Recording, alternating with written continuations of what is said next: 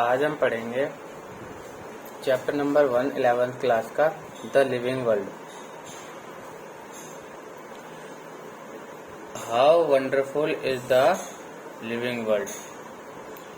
जो living world है वो वंडरफुल कैसे है। The wide range of living types is amazing. जो वाइड रेंज है लिविंग ऑर्गेनिज्म की वो बहुत अमेजिंग है, मतलब बहुत अलग अलग तरीके के लिविंग ऑर्गेनिज्म है। ठीक है। The extra ordinary habitats in which find living organism.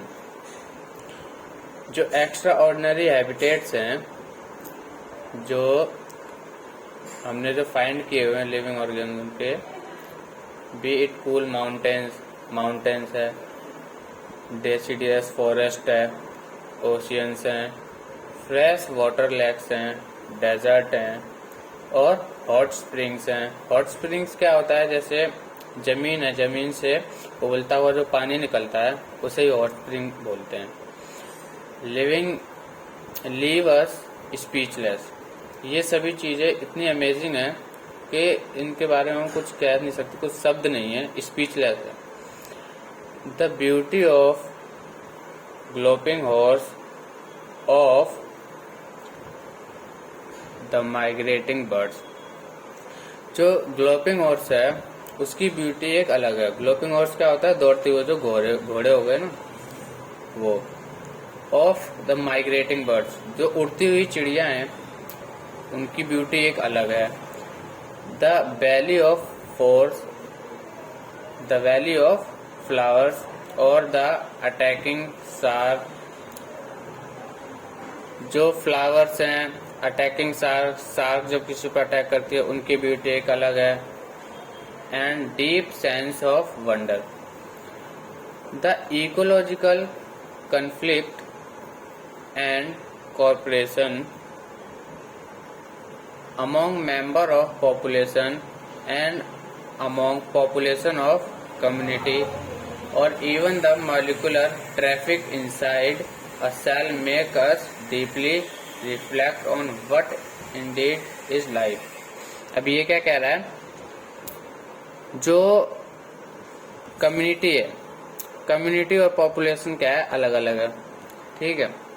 Ecological conflict, cooperation among members of population. जो मॉलिकुलर है, molecular traffic inside cell make a deeply reflect, मतलब जो लाइफ है वो मॉलिकुलर बेसिस पे बॉडी के अंदर चलती है। This question has to implicit question within it. The first is technical one and seek answer to what living is opposed to the non-living। अब इसमें क्या कह रहा है, जो पहला क्वेश्चन है first is technical one, seek answer to what living is opposed।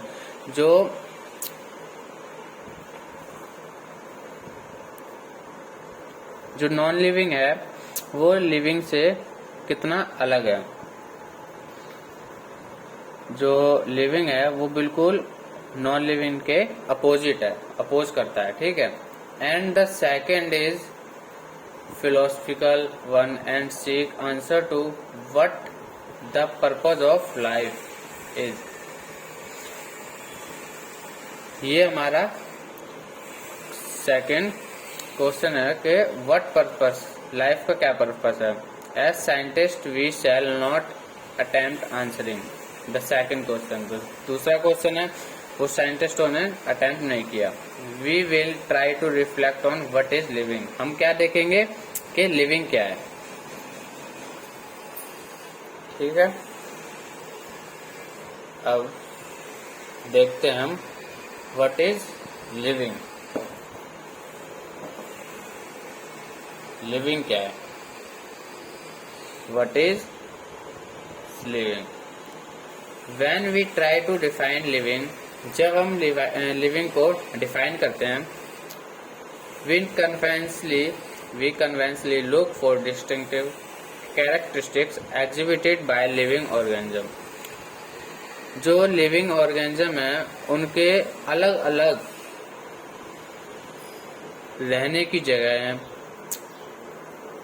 We conventionally look for distinctive characteristic living. हम लिविंग ऑर्गेनिज्म में कई तरह के कैरेक्टरिस्टिक्स देखते हैं, जैसे ग्रोथ हो गया, रिप्रोडक्शन हो गया, एबिलिटी टू सेंस एनवायरनमेंट हो गया, mountain a suitable response come to our mind immediately as unique feature of living organism।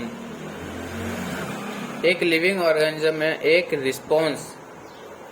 Response देने की एक यूनिक फीचर है जो लिविंग ऑर्गेनिज्म को बताता है।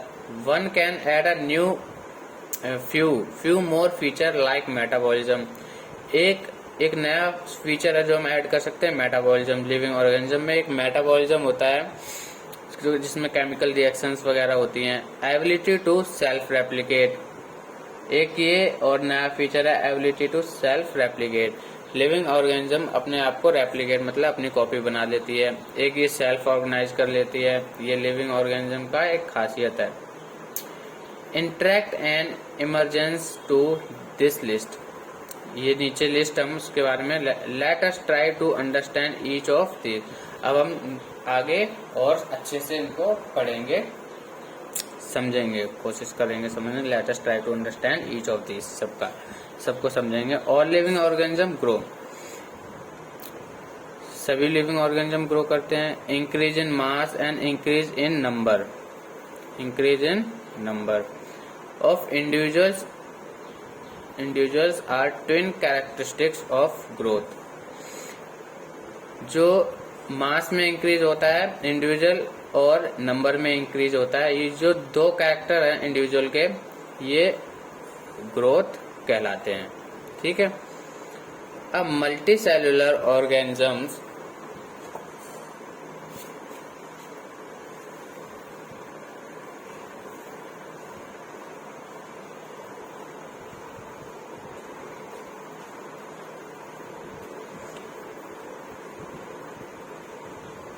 Grow by cell division. जो मल्टी सेलुलर ऑर्गेनिज्म होते हैं वो सेल डिवीजन से ग्रो करते हैं। In plant this growth by cell division occur continuously. In plant this grow by cell division occurs continuously throughout their life span. Plant में क्या होता है, जो ग्रोथ होती है सेल डिवीजन से होती है, वो कंटिन्यूसली चलती रहती है। सेल डिवीजन का जब तक होता रहता है जब तक उनकी लाइफ स्पेन होती है। ठीक है, मतलब उनकी जब तक वो जिंदगी होती है जीने की, जिनका स्टार्टिंग से एंड तक का जो पीरियड होता है उसको लाइफ स्पेन बोलते हैं। In animals this growth is seen only up to certain age. Animals में देखा जाता है ये ग्रोथ सिर्फ एक सर्टेन एज तक होती है। However cell division occur in certain tissues to replace lost cells. जब ये जो सेल डिवीजन जो होता है वो जैसे लॉस्ट सेल, जब कोई सेल इंजरी हो जाती है, सेल बेकार हो जाती है, खत्म हो जाती है, तो उसको रिप्लेस करके नई सेल बन जाती है। Unicellular organism grow by cell division. जो यूनिसेलुलर ऑर्गेनिजम्स होते हैं वो ग्रो होते हैं by cell division. One can easily observe this in vitro culture by simply counting the number of cells under the microscope। अब इन विट्रो कल्चर क्या होता है,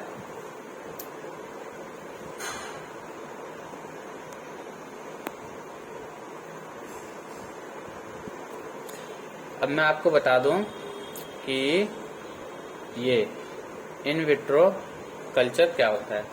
जैसे एक हमने ये कल्चर ले ली, कल्चर प्लेट ले ली, ठीक है, इस पे हमने बैक्टीरिया डाल दिया, न्यूट्रिएंट्स इस पे पड़ा हुआ था, बैक्टीरिया डाल दिया। अब ये बैक्टीरिया ग्रो करेंगे और अपने आप को रेप्लिकेट कर देंगे, कई सारे कॉपीज अपनी बना लेंगे, ये ग्रो होंगे इस तरह। ठीक है, इसी को बोलते हैं इन विट्रो कल्चर। जैसे बॉडी के बाहर जो करते हैं माइक्रोस्कोप के अंडर में, ठीक है, सेल को ग्रो करते हैं। इन ऑर्गेनिज्म को मतलब ग्रो करते हैं। In majority of higher animals and plants grow and reproduction are mutually exclusive event. जो हायर एनिमल्स और प्लांट होते हैं, जैसे उनकी जो ग्रोथ और रिप्रोडक्शन होता है वो एक दूसरे से म्यूचुअली एक जैसे दिखते हैं, मतलब म्यूचुअली एक्सक्लूसिव का मतलब एक जैसे ही होते हैं। One must remember that increase in body mass in consider as growth. हमने याद कर रखा है कि जब भी कोई बॉडी मास अगर बढ़ता है तो उसी को ग्रोथ कहते हैं। Non living objects also grow if we take increase in body mass and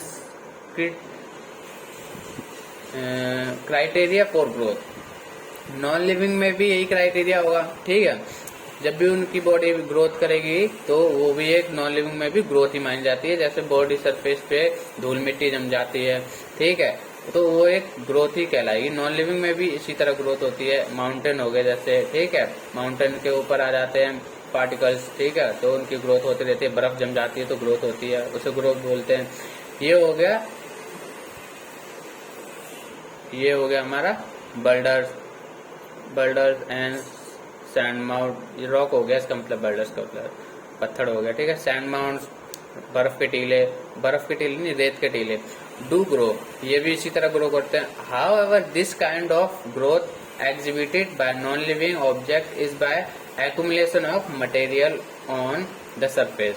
सीधा सीधा इसमें लिखा हुआ है, हमने देखा नॉन लिविंग में क्या होता है, accumulation of material on the surface. Surface पे जो पार्टिकल्स वगैरह तो जम जाते हैं, इस तरह से उनकी ग्रोथ होती है, ठीक है। In living organism growth is from inside. जो लिविंग ऑर्गेनिज्म होते हैं उनमें जो ग्रोथ होती है वो बॉडी के अंदर से होती है। Growth therefore can not be taken as a defining property for living organism. इसलिए एक जो ग्रोथ है ये डिफाइनिंग प्रॉपर्टी हम नहीं कह सकते। Conditions under which it can be observed in all living organisms have to be explained, and then we understand that it is a characteristic of living system. एक हम कंडीशन अगर apply कर दें living organism में, जैसे कि living organism में inside से ग्रोथ होती है और नॉन लिविंग में आउटसाइड से ग्रोथ होती है, मतलब उनके ऊपर पार्टिकल जब जमते हैं तो वो ग्रो करते हैं। एक कंडीशन अप्लाई कर दे तब हम इसको डिफाइन कर पाएंगे। A dead organism does not grow. जो डेड ऑर्गेनिज्म होते हैं वो तो ग्रोथ करते ही नहीं। वीडियो कैसी लगी हो, समझ में आई कि नहीं आई, क्या गलती है, क्या, कमेंट करके बताना, लाइक शेयर करना और सब्सक्राइब जरूर कर देना चैनल को।